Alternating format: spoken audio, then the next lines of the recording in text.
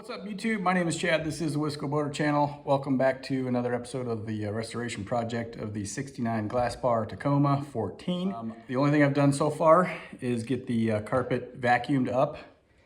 It is coming out, but just makes it a much cleaner job to do with all the old leaves and little helicopter things that were all over the place. I still have to clean up under the dash there, but I'm gonna get the carpet pulled out first.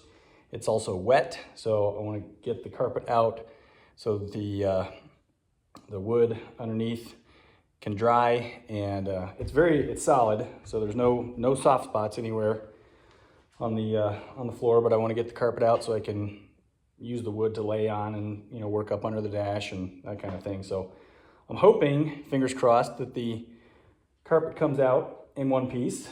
I believe it's glued down all the way across, but I'm going to try to pull it out in one piece and then use that as a template for the replacement carpet or flooring or whatever we decide to do. So.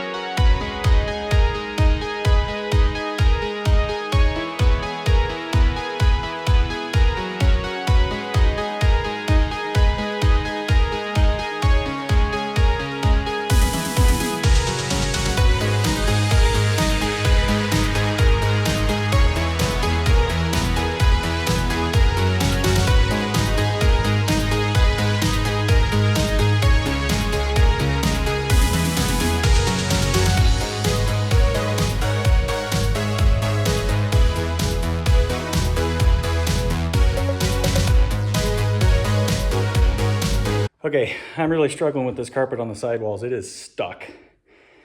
So, I gotta figure out another plan of attack here.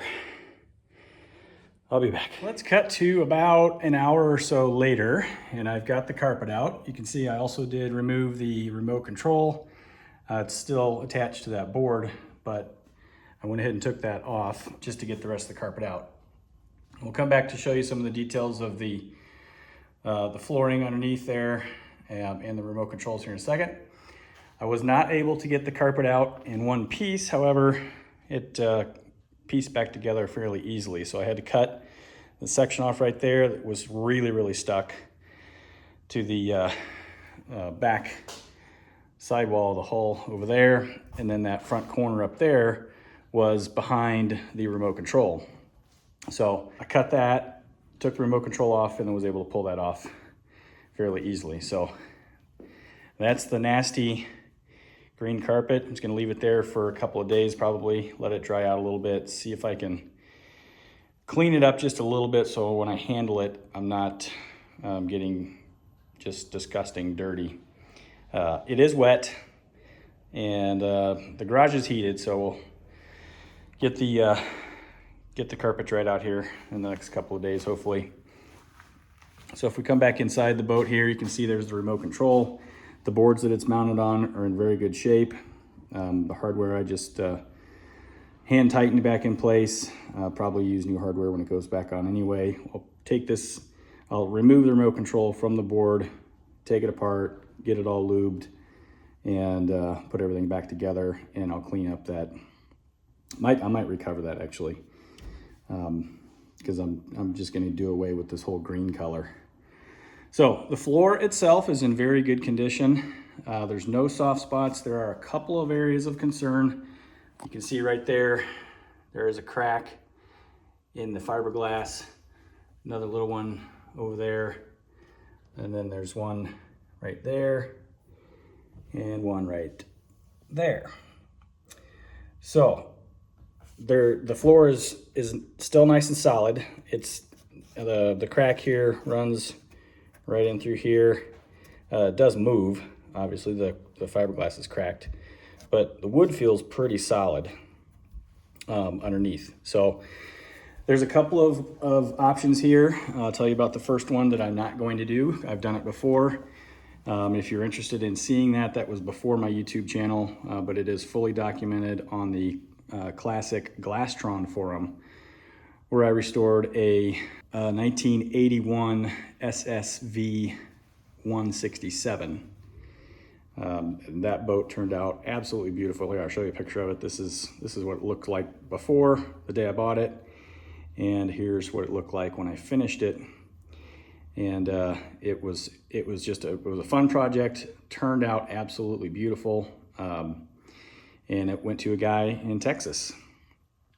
So in that boat, I used my saw. I cut along the sides of the floor, took the floor up, replaced the stringers because that floor was really soft. So I could do that here. I don't think it's worth doing that extensive of a restoration, just because this is a fairly cheap boat and the floor is solid. I'm going to just let this dry out, and I've got a giant roll of chopped strand fiber mat that I will, once this is dry, I'm just going to lay down a completely new layer, maybe even 2 layers of chopped strand mat,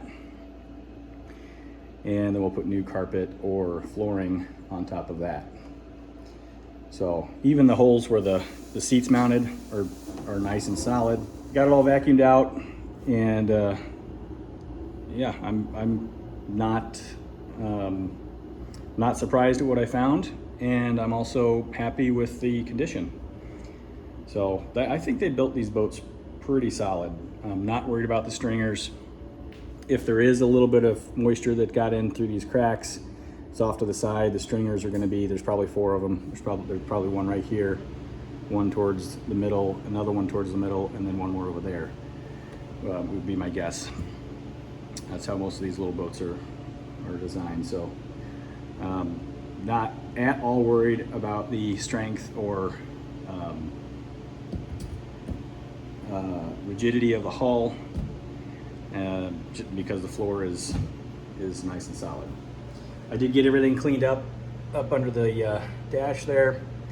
Still don't know exactly what that cylinder is for. I did, however, figure out what this was for. Those rubber mounts and this hole and the tube that runs the length of the bow that I showed you in the first video, that tube that comes out right here, that is associated with, or was associated with this, the power cable here. These attached to a battery in the back, ran up inside the gunnel here, and then they are attached to these 2 lugs here, which is kind of crazy to me, because you've got, I mean, it's only 12 volts, not a huge deal, but you have exposed terminals here where the wiring is attached on the back side, and then off of these lugs here, there was a wire that went up inside this tube, which then ran up the bow, and of course came out this hole.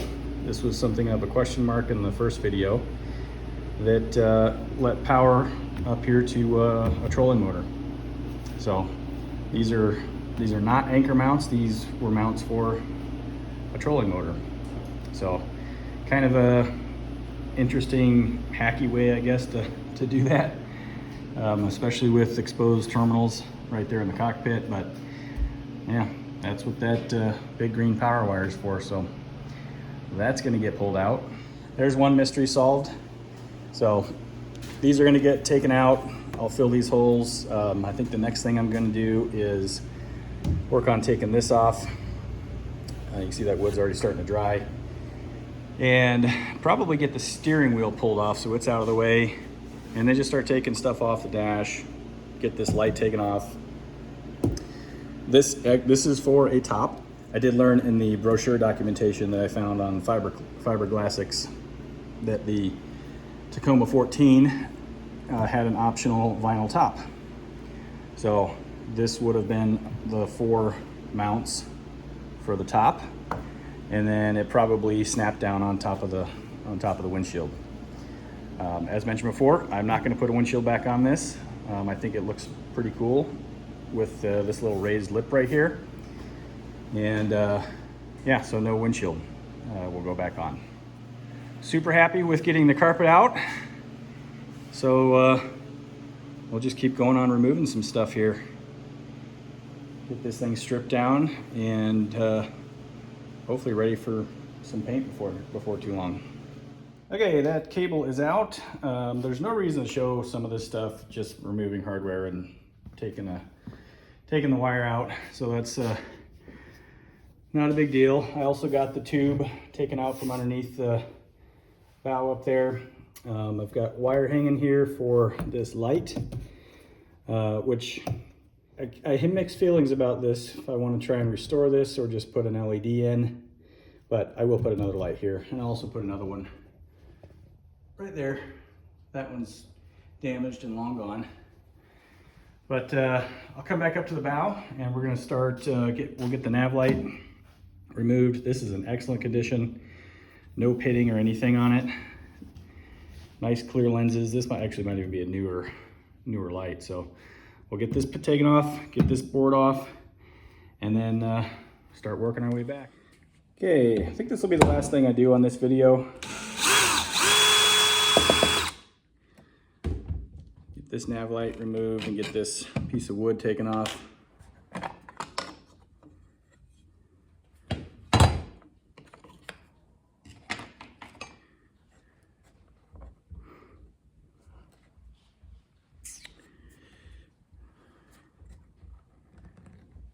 Interesting.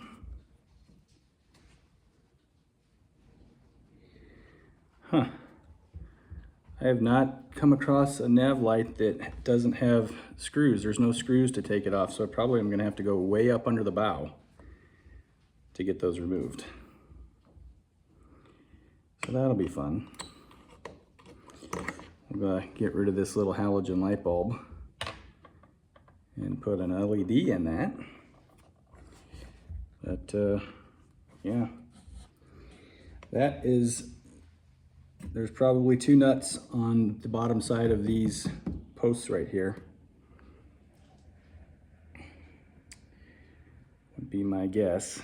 I do have to come up under here and get the bolts that are way up there. Just barely see them. The point, there you go. Now, in order to get to that,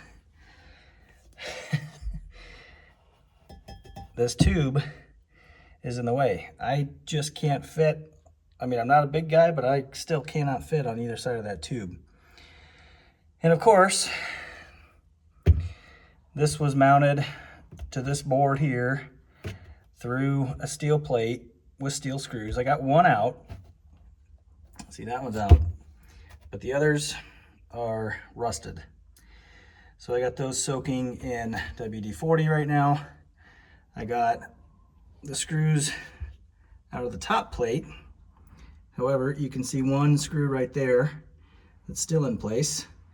That broke off from the top, so I got to get that out. So the joys of working an old boat. But the good thing is this is a very simple boat.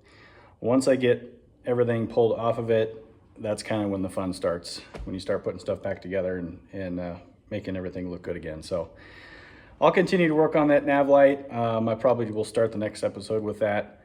So in the meantime, stay tuned for next week, or there'll be another update on the Glasspar Tacoma project. So thanks for watching this episode of the Wisco Boater channel. Hope you enjoyed it. Hit that subscribe button, hit the like button, send me some comments. And if you want to be notified when I post new videos like this one, or videos on Thirsty Whale, the Chris Craft Catalina 381 Thirsty Whale, hit that notification bell. We'll see you next time on the Wisco Boater channel. Happy boating, everybody.